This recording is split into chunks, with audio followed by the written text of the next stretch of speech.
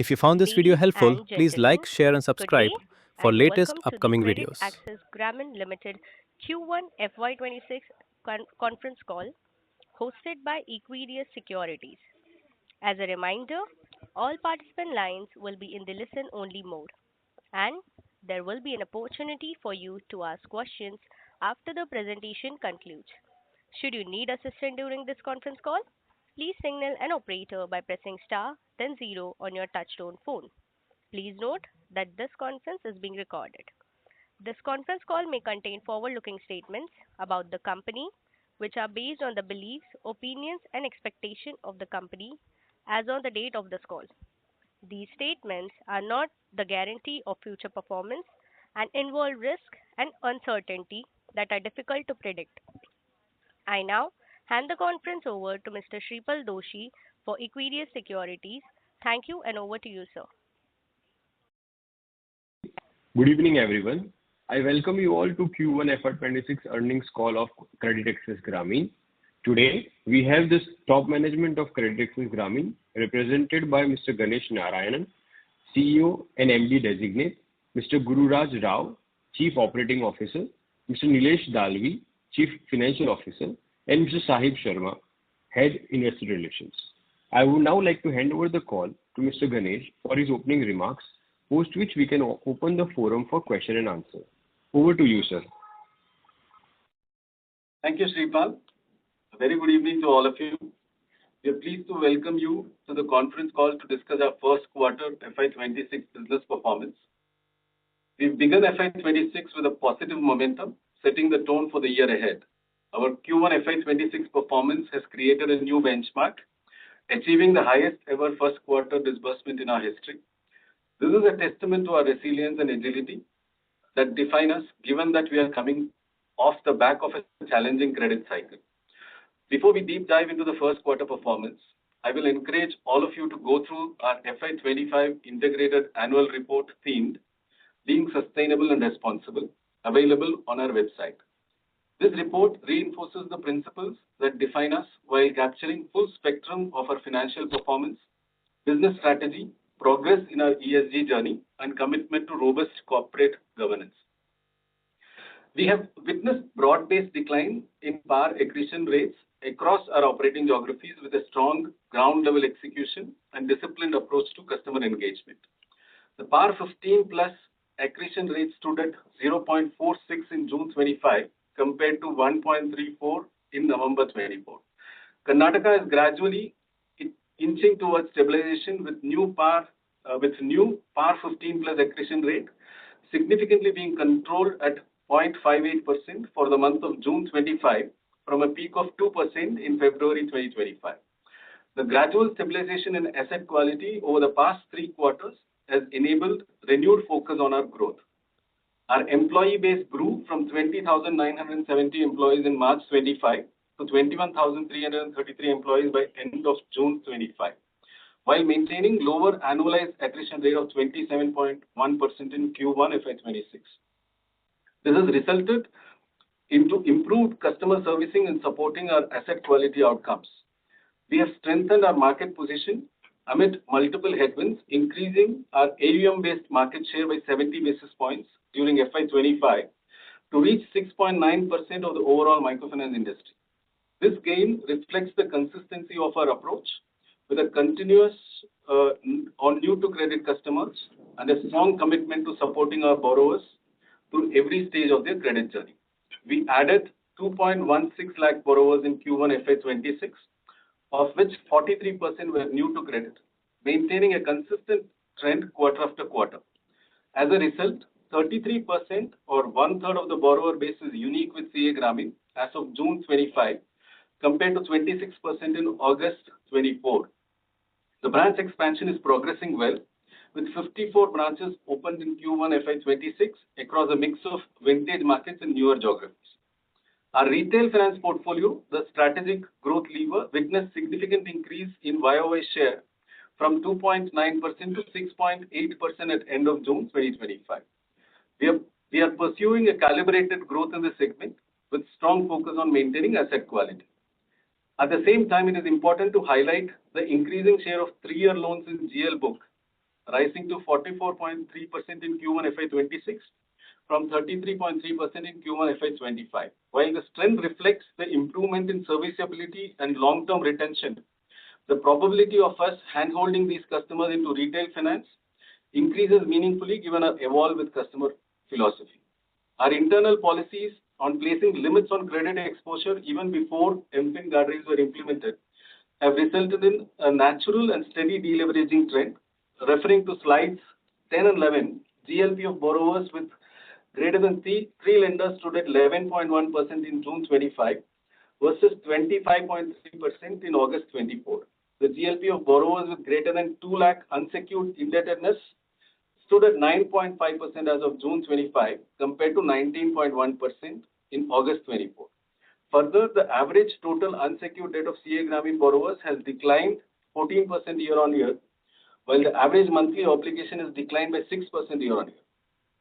PAR 15 plus in case of borrowers with 4 lenders stood at 14.3% as of mid-June 25 versus 12.6% in March 25. Similarly, PAR 15 in case of borrowers with more than 4 lenders stood at 31.1% as of June 25 versus 27.8% at end of March 25. This shows that delinquencies have largely crystallized in case of borrowers with greater than 3 lenders, while 80% of these customers continue to make regular payments. Out of the overall PAR 15 plus of 6.4%, 35% was on account of greater than 3 lenders. Similarly, out of overall PAR of 60 plus, 4.1%, PAR 60 of 4.1%, 36% was on account of borrowers with greater than 3 lenders. Our accelerated write-off journey, which commenced in Q3 FY25, is steadily driving us towards balance sheet normalization. In Q1 FY26, we undertook write-off of 693 crore, which included an accelerated write-off of 603 crores related to 180 plus non-paying accounts, leading to an additional credit cost of 193 crores for the quarter. As highlighted in slide 6, the share of credit cost due to new PAR accretion has consistently declined since Q3 FY25, whereas credit cost on account of write-offs has increased. This has been in line with the company's aim towards balance sheet normalization through conservative provisioning and accelerated write-offs.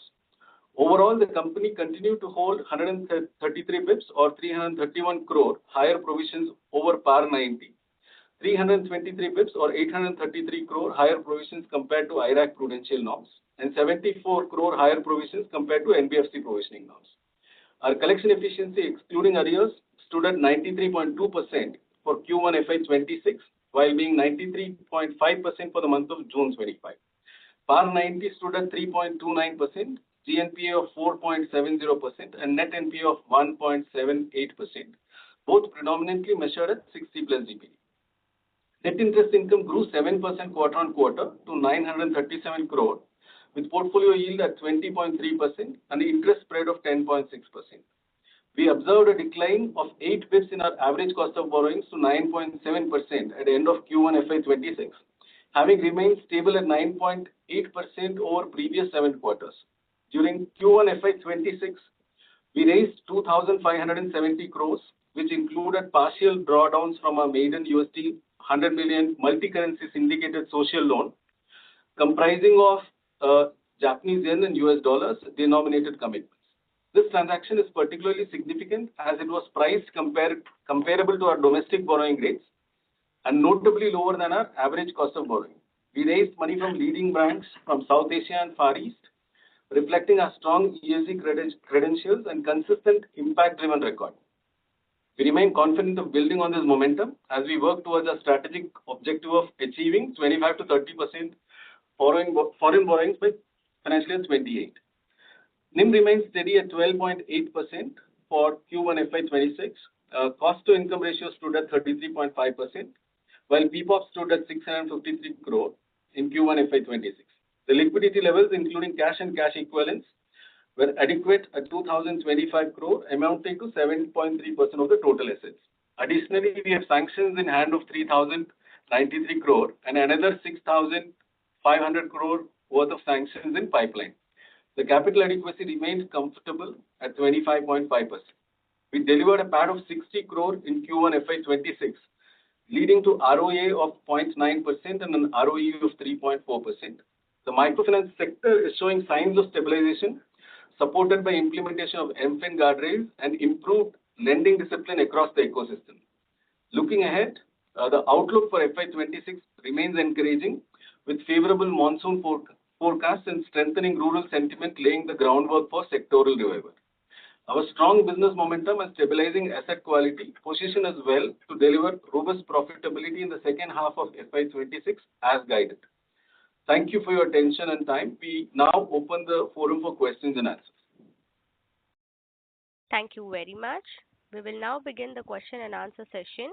Anyone who wishes to ask a question may press star and one on their touchtone telephone. If you wish to remove yourself from the question queue, you may press star and two. Participants are requested to use handsets while asking a question. Ladies and gentlemen, we will wait for a moment while the question queue assembles. The first question is from the line of Mr. Ranish from ICICI. Please go ahead, sir. Yeah, hi. Congrats on a good set of numbers, Steve. Just 2-3 questions from my side. First on this PAR 15 accretion data. So it is very clear that, except Karnataka, most of the states are either stabilized or maybe better than, the June 24 levels. But when we look at Karnataka specifically, PAR 15 accretion, it is still, significantly higher at 58 basis point versus 16 basis point in June 24.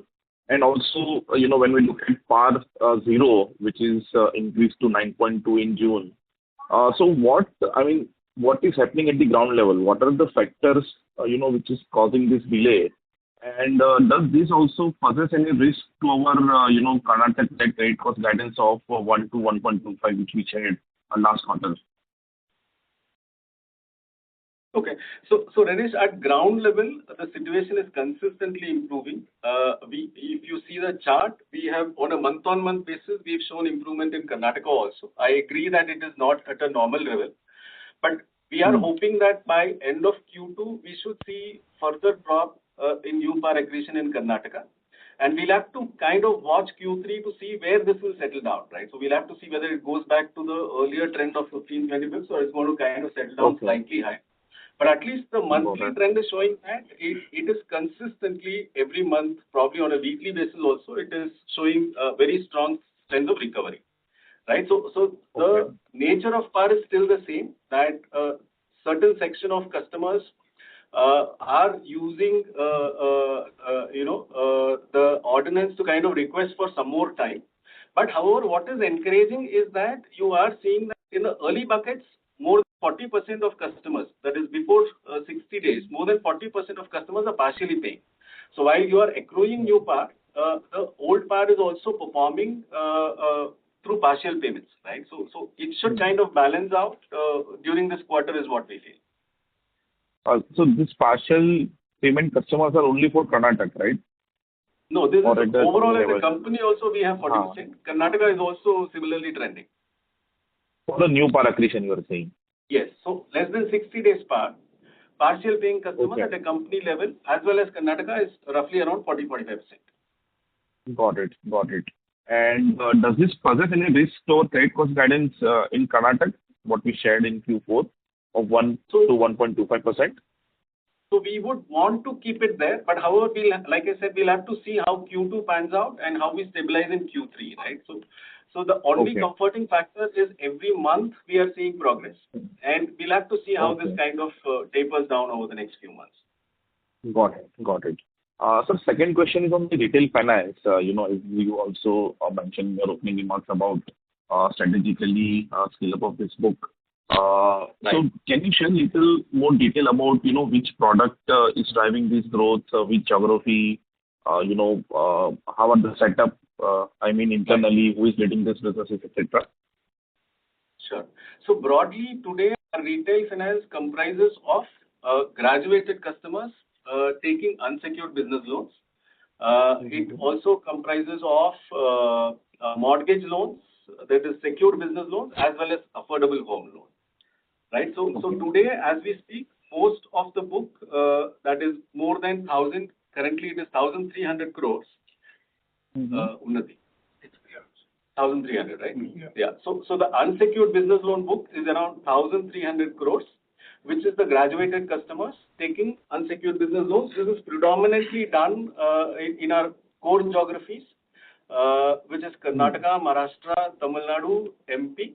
And during the year, we will scale this up to a few more branches, right? So as of last year, we had rolled this out in around 400, close to 500 branches. As of now, we've rolled this out in around 735 branches. So this is one part of the retail finance. With respect to mortgage loans, that book stands at roughly around 250 crores, right? 250 crores, this is the secured business loans. And home loan stands at 100 and odd crores as we speak. Okay. 134 crores is the home loans. Got it. So just to follow up on that, so this unsecured business loan, what is the tenure? So this is 3-year tenor predominantly. You're talking about unsecured business loans, right? Yes, sir.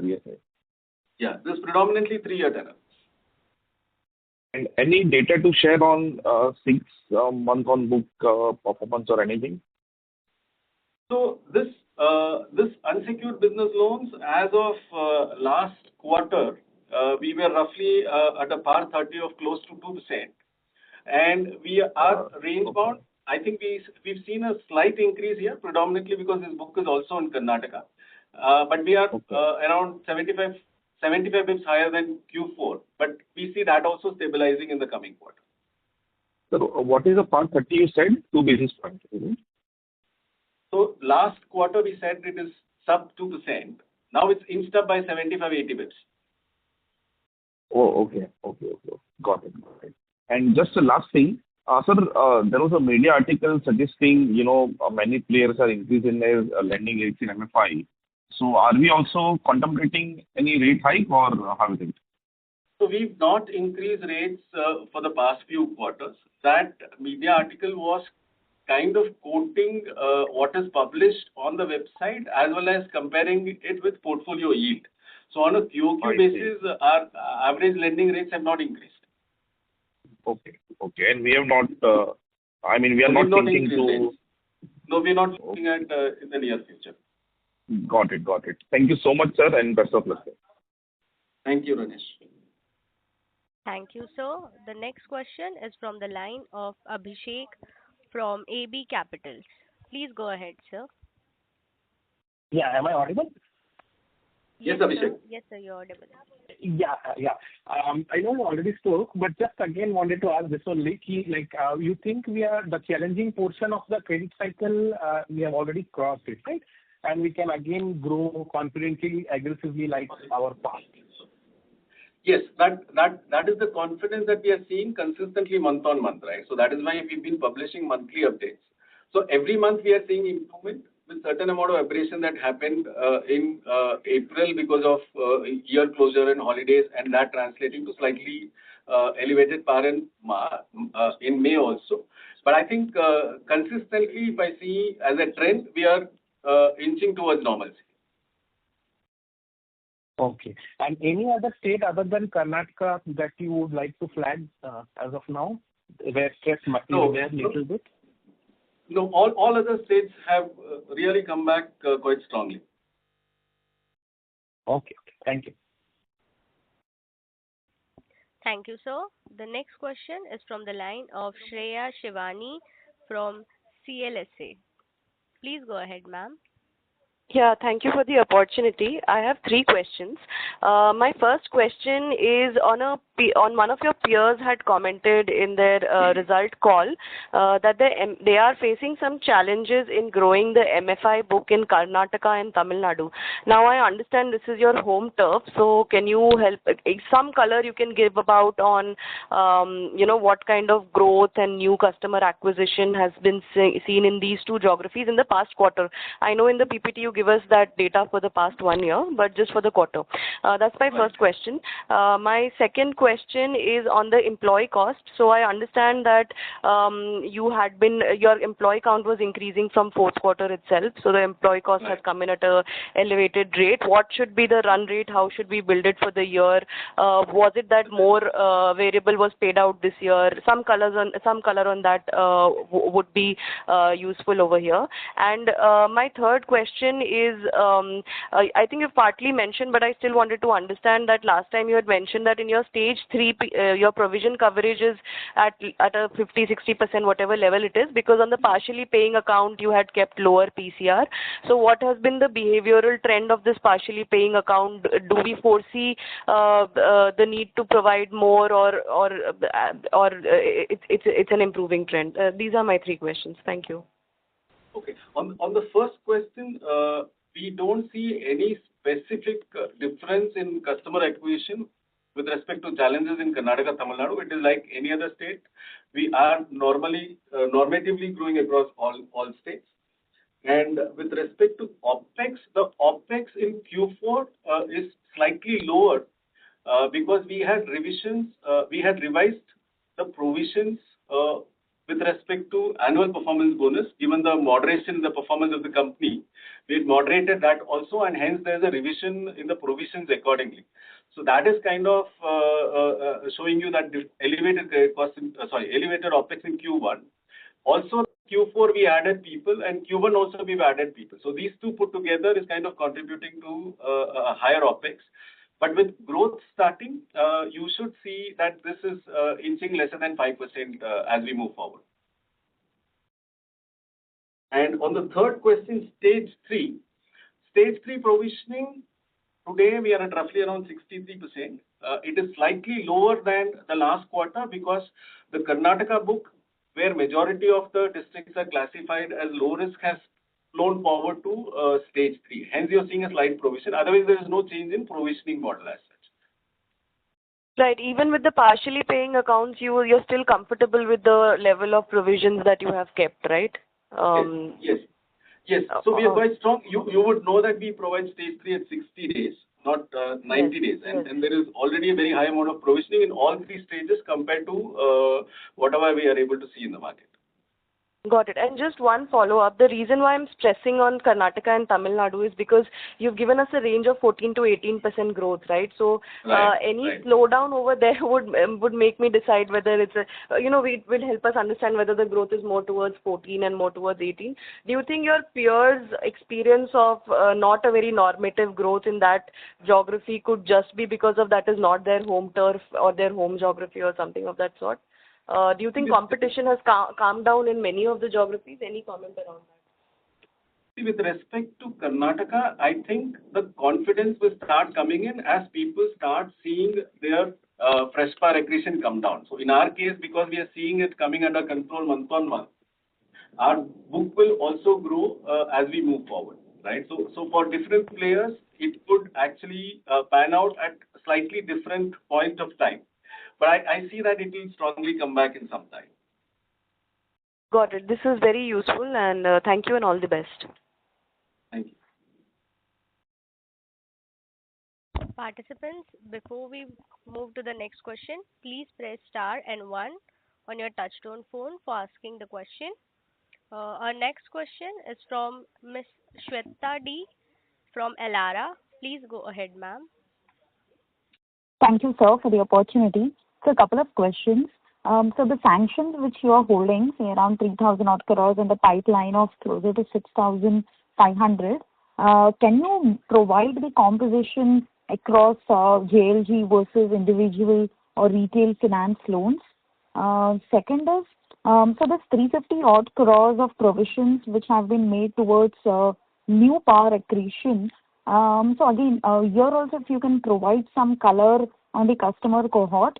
And lastly, while the employee attrition has been declining and over 300 bits now, quarter on quarter, but can you just provide any color on any geographic related concentration here in terms of employee attrition? Thank you. I think for us, I'll take the third question first. With respect to attrition, over the last 2 quarters, we've been able to kind of stabilize headcount across all states, right? However, we do see slightly higher attrition in the state of Tamil Nadu, which is more or less, I am seeing this as a pattern across BFSI, not necessarily microfinance, but we keep a slightly higher bench there to kind of manage attrition. But otherwise, the rest of the country is kind of quite stable for us. And with respect to the borrowing related question, the sanction in hand, I'm asking Nilesh to take that. So, Shweta, with respect to the sanctions in hand and sanctions in pipeline, largely all these funding lines are have a underlying as microfinance loans. So we have not yet started availing loans, keeping retail finance as an underlying, because that book is still it's in a growth phase, and once we reach a certain disbursement quantum on a monthly basis, then we will look at hypothecating retail finance assets for our funding. So as of now, the funding is purely basis the microfinance book. And your second question on the provisions on the new PAR. So the provisioning is again in line with our ECL policy.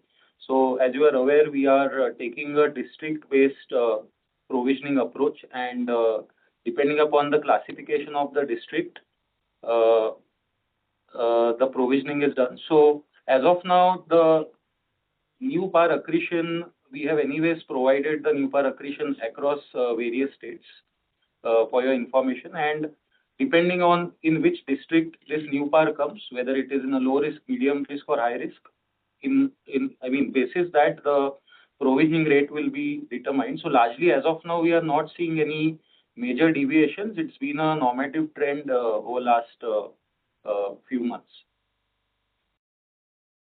Understood. Thank you so much. Thank you. The next question is from the line of Nidesh Jain from Investec. Please go ahead, sir. Thanks for the opportunity. The first question is on customer count, which has been written off this quarter, and how should we think about active customer growth? When do you expect that to happen, and what is the expectation to reach active customer base by the end of this financial year? Right. So broadly, I think by end of Q2, most part of the write-off would have happened. And we are confident of adding roughly around 1 lakh customers on an average per month for this financial year. So hopefully we should be able to kind of maintain this trend and settle down around how much? We should see growth in the from third and fourth quarter. Yeah, addition in the customer base, because the write-offs will be largely done. And if you see normatively in second half, even if we add say 6 lakh customers, so it will have 6 lakh customers on a base of 45 is around close to 15% growth. But then there will also be a normative attrition on a maybe around 6 to 7% in the second half. So we should see around 5 to 7% growth in the borrower base on a overall basis. Sure. And what is the count of customers which have been written off in this quarter? 4.6 lakhs. Year on year. Yeah. No, This quarter is 4.6. 4.6 lakh we written off. In Q1? Yeah. Sure. Second is, No, what sorry, is the quantum of... Nidesh, my bad. It's on a trailing 12-month basis. We have written off 4.6 lakh borrowers. In first quarter, we have written off around 1.8 lakhs. 1.8 lakhs. Okay, sure. And what is the quantum of interest income written off in the quarter? Around 88 crores. 88 crores. So that should also reduce after Q3, right? As your written off write-off slows down, that interest income written off should also reduce from Q3 onwards. Yes, largely in Q2 we should see a similar figure, but from Q3 onwards it should taper off. So, and in terms of cost of fund, how should you see the trajectory of cost of fund going forward? Cost of funds, directionally they should improve. However, today what we are seeing is that our borrowings are linked to MCLR, and usually the reset happens on an annual basis at different points in time. So while the repo has fallen by 100 bips, it takes at least 2 quarters for the transmission to happen in MCLR. So we should see some benefit flowing in. So like in Q1, we already seen around 8 bips of benefit. So the larger benefit should come by end of the financial year and in the next, the first quarter of next year. Okay, sure. Thank you. That's it from my side. Thank you, Rajesh. Thank you. The next question is from the line of Arvind R from Sundaram Alternates. Please go ahead. Thank you so much for the opportunity. Considering the accelerated provisioning we have made, of 193 crore in this first quarter, are we still confident of, sticking to our, are we still confident of, getting to the guidance of credit cost of 5.5 to 6%? That is my first question. And then second question, is with respect to higher OpEx, I understand, we have made multiple efforts in terms of strengthening collections and, maintaining higher bench strength in Tamil Nadu geography because of higher attrition rate. But do you think this will improve as the growth picks up? That is the second question. Yeah. So first question, we on the guidance on credit cost, because we are seeing month-on-month improvement, we believe that we should be able to reach that. But Q2 will give us better confidence if we continue to improve the performance on this and kind of reinforce that we should be able to meet this. On the OpEx side, like I said, Q3 and Q4, you will see it dropping, and hence by end of the year, it should drop down below 5%. So currently it is high because of two things, like I said. One is because of higher employees added in Q4 and as well as Q1. And also because of the effect that in Q4 provisions for APB were reversed to kind of rationalize the budget for the same. And that has kind of made Q4 employee costs lower. And we've also added increment provisions in Q1. So that has also kind of contributed to higher OpEx. Sure, sir. But just one follow-up question on credit cost. You mentioned that the lower credit cost in the second half, but it has to be as low as 3-4% for us to get to a point of 5 to 6% kind of a credit cost for the full year. Right. So what that's the reason it was.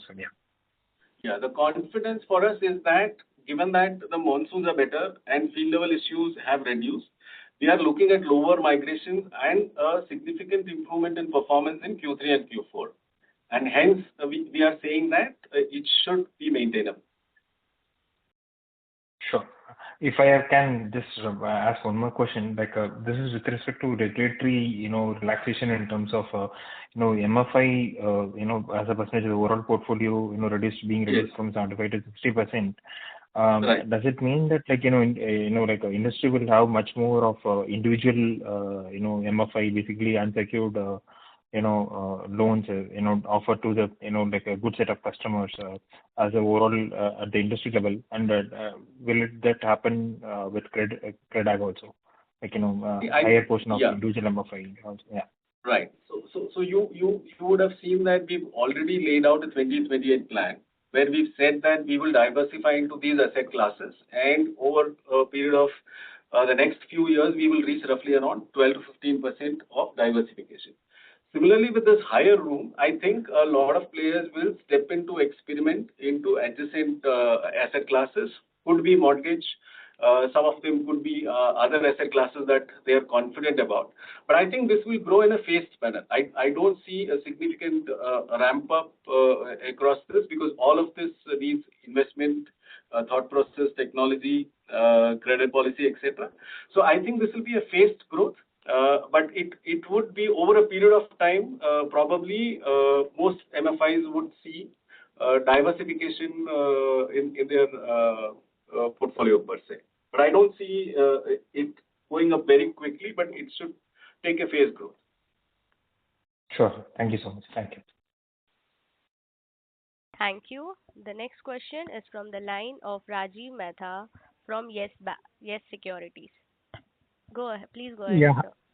Sure. Hi, good evening. Congratulations on very good numbers.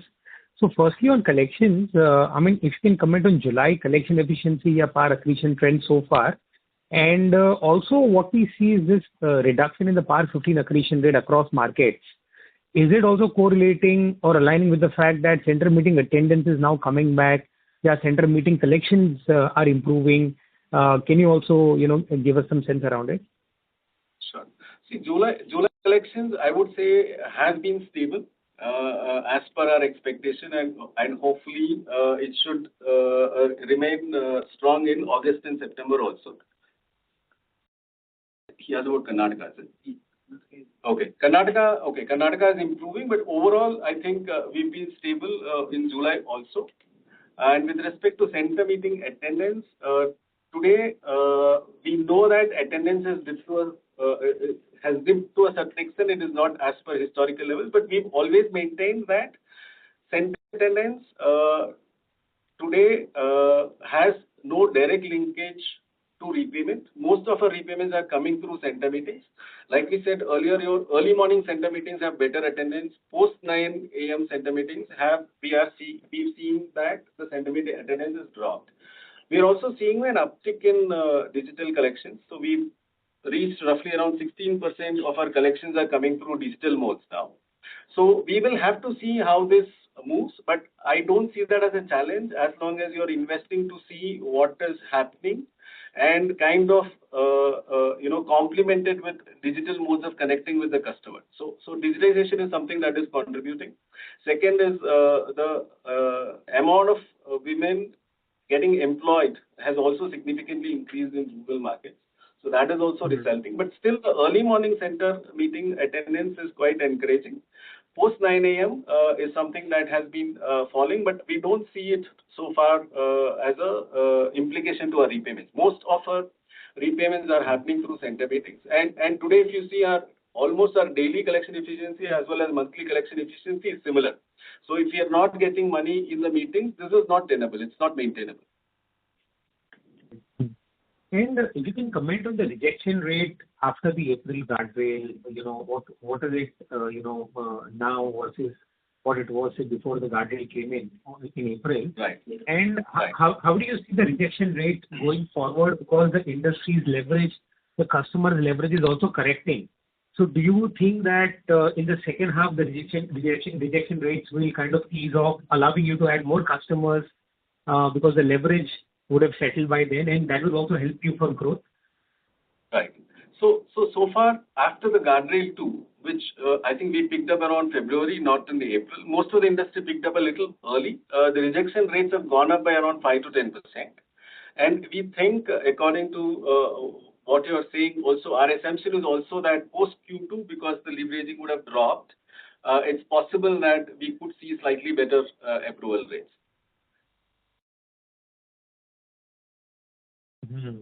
Yeah. But may not be significantly different because you will also have to reach out much wider. So if you're spreading out wider, probably you will have more customers, and then it should balance out. But you could see a slight increase in approval rates as we see in Q3. Okay. Just one last thing on our guidance, and our guidance is between first half and second half. And second half, we are talking about Q3, Q4 being near 4.5% ROAs and around 18% ROEs. So in that sense, are we here assuming that the number of customer per loan officer, that metric will improve and give us some operating leverage, some cost leverage here? Because I think, as you said, lending rates maybe you're not changing. Cost of fund will gradually improve. So NIMs, so you've already guided. Credit cost also you've already guided where we can land in the second half. But are we assuming some leverage from this metric that the cost can be better absorbed with the growth coming back? Right. So we should see that because post Q2 the drop because of accelerated write-off would kind of slow down, right? And you will see that the averages are inching up along with growth of new customers. See, Rajiv, I'll add a couple of points here on the on the OPEX to AUM question. So, see, largely, as you see, our AUM is still flat at what it was in FY24. So, we are still at around 26,000. and maybe it stays at this level for another quarter because of the accelerated write-offs. So while the disbursements are healthy, customer additions are happening, but maybe because of the accelerated write-off, the denominator is at 26,000, and in second half, obviously, it will grow in line with the whatever disbursements we are envisaging. So it is more of a base effect in first half, wherein our employee expenses on a YOY basis, obviously they will go up because we'll have our annual increments will be in place, and plus whatever employee addition we did in the fourth quarter, almost 1,000 new employees were added in fourth quarter. So obviously their salary contribution will also reflect in this year. So there is a normative increase in the operating expenses, and also historically the branch expansion we have typically conducted in the first half. So even in Q1 we have added around 50 plus branches, and we'll majorly complete our branch expansion in second quarter. So even that leads to certain front loading of expenses, which usually gets adjusted in the second half. So this OPEX, which is today around 5.1, it may stay at that level in Q2, and then Q3, Q4 as the growth picks up, we should see that ratio again dropping below 5. Raja Gurraj here. Just to add to the point of customers per Kendra manager. See, currently it stands at around 320. And the main reason being the accelerated write-off what we are taking, which is resulting in a lower customer base. But we do expect that post-September, when the accelerated write-off is completed, this number will revert back to our historical average. So we should be by year end, it should reach the historical averages, which will provide a better efficiency in terms of productivity per employee. Got it. Thank you so much. Yeah, sorry, please continue. No, okay. Thank you, Rajiv. Yeah, I'm done. Thank you. Yeah. Thank you. The next question is from the line of Himanshu Taluja from Aditya Birla Sun Life AMC Limited. Please go ahead. Hello, sir. Thanks for the opportunity. Just few questions at my end. Sir, if I just take whatever the new par accretion, what is currently 0.46, and if I assume that this stays at the current levels for another quarter, is it right? Because the credit cost which you have showed in the first quarter, 2.2%, and if I assume that for the quarter, your forward flow rate would be 1.5%, and if you make 63-65% of the PCR, probably 1% credit cost is required on a non-annualized basis, will be for the no, and plus the write-offs which can potentially. So that can we say that in the second quarter, your credit cost can revert to a levels of 1.5% on a non-annualized, and then third, fourth quarter potentially where we can see a massive improvement of the below 1%. Below 1%. Is that understanding right? Yeah, Himanshu. So largely, if things go as per what we are envisaging, this is the trajectory we should see. Because as you see, even in first quarter, while there was certain provisioning with respect to the new par which came in first quarter, but there was also secondary impact of the par which came in fourth quarter and which kind of flew into the advanced buckets in the first quarter. So that's where in first quarter there has been a little elevated impact on the new par related provisioning. Now when we go in second quarter, obviously since the new par accretion in Q1 has been lower than what it was in Q4, so obviously the secondary impact of that will be lesser in Q2. And the primary impact of the new par which comes in Q2, obviously it will have a similar kind of provisioning. So we should see this 572 number, it will keep declining.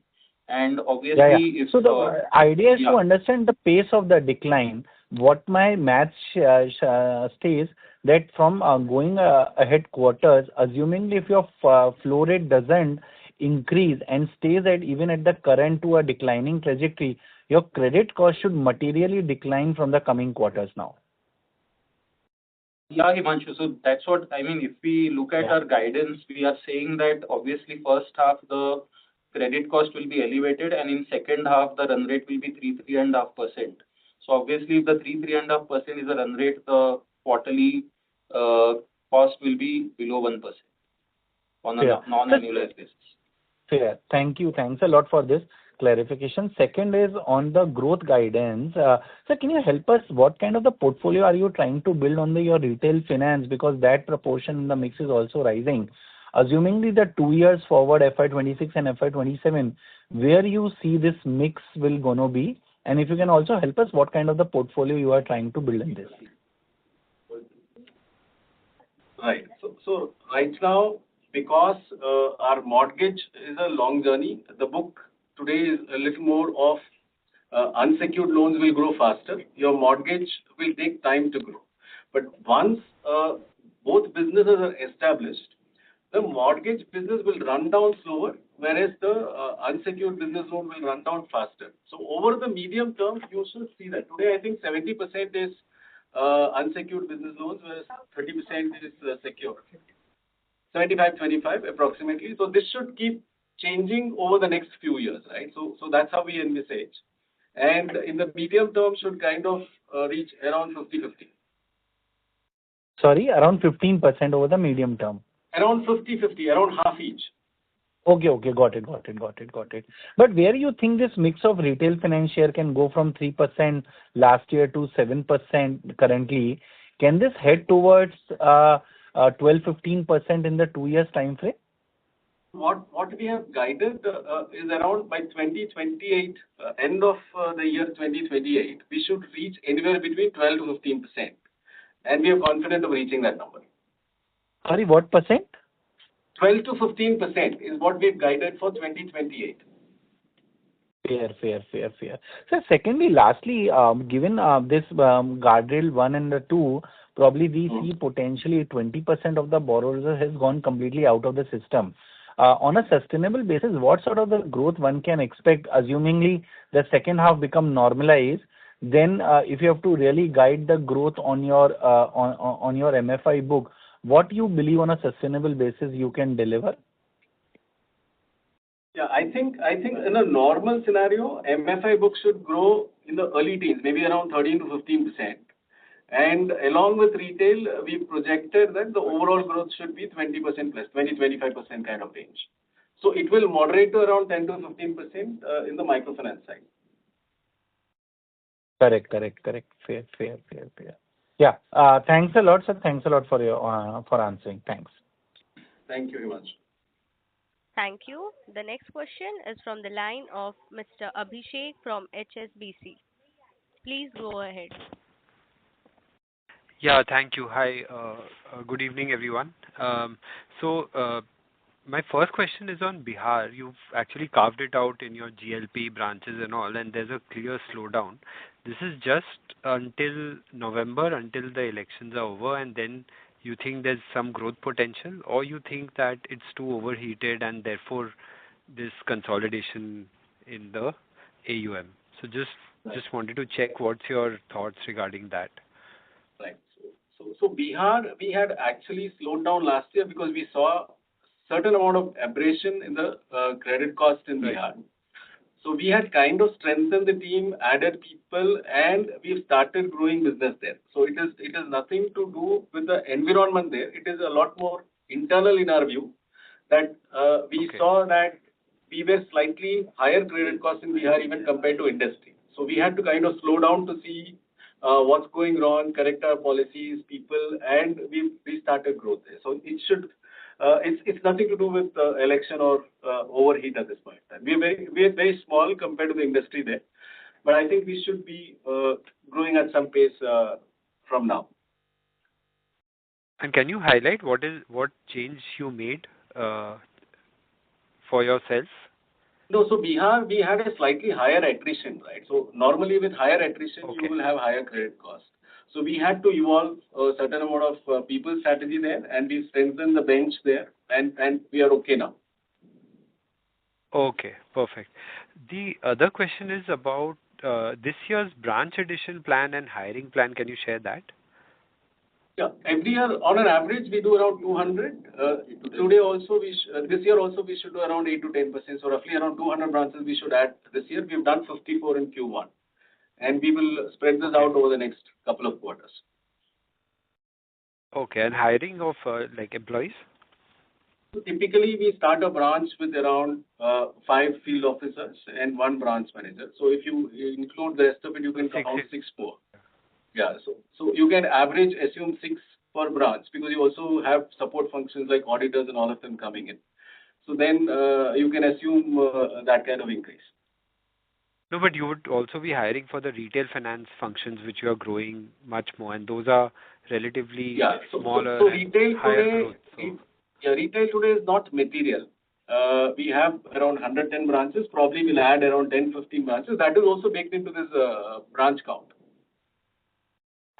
No, Ganesh, I was asking more from a hiring perspective, the employee addition point of view. So there is one which you explained, which is JLG related, but then retail finance related, how many do you need to add? Because that is where you need to really invest. Right. So what I was saying is that the branch count that we said of 200 also includes expansion in retail finance branches, and we start off the retail finance branches also with a similar headcount, right? And what we are working on is to see how we convert our group loan branches to contribute to mortgage, for which we may add slight number of manpower because right now it is on a pilot stage. But it should be similar, right? If you assume around 6 per count per branch, we should be in that range. So we should be not more than that. And Abhishek, for retail finance, the scale-up will be coming from the existing branches because the mortgage book was the individual unsecured loans were piloted 4 years back, but mortgage loans were piloted 2 years back. So now they will enter into a scale-up mode. And the existing 100 branches itself, wherein there is already an existing 1,000-member team. So the existing branches will be driving the scale-up in this business. So while the new branch addition will be there, but obviously the larger component of growth will be coming from existing branches when it comes to retail. And it will primarily be these 2 products, right? Individual and home loans. You're not looking to scale up any other product materially right now. The retail finance branches only do mortgage today, be it home loan or secured business loans. As you know, we do unsecured business loans through the group loan branches, but through much more stronger underwriting norms there. Right. We did a small pilot of two-wheeler, which we could see some amount of scale up during this year, but may not be materially different, materially high number. Right. Yeah, understood. Yeah. So the 12-15% will basically be on the back of mortgage and individual. Yes. Perfect. Got it. Thanks so much and all the best. Thank you. Thank you, Abhishek. Thank you. The next question is from the line of Abhishek from AB Capital. Please go ahead. Hello. Yes, Abhishek. Just wanted to ask, one of your competitors had commented in their Concall, I think in the last Concall, questioning the viability of the traditional joint lending group business model in future. So do you have any doubt about it in future? Just wanted your broad opinion. I think we have kind of stated our position on the earlier also. The only change that we are seeing, Abhishek, is that the probability of the customer's life in the JLG model could be shorter, right? So we still don't see that the JLG liability model will become unviable. But however, we believe that once a customer comes into the formal financial system, today we have customers who are 15 years, 20 years also with us. So the vintage of the customer in microfinance could get moderated over a period of time. So they come in through the JLG model, probably spend 2-3 years, create a credit history, and once they have a credit history, probably move up the ladder and move towards individual loan. So this is what we envisage. Otherwise, I don't see today an alternative to JLG for this profile of customers to run very successfully, right? So this model, I think, will be an entry point, but then the graduation can become faster. Okay. Thank you. As there are no further questions from the participants, I now hand the conference over to Mr. Shripal Doshi for closing comments.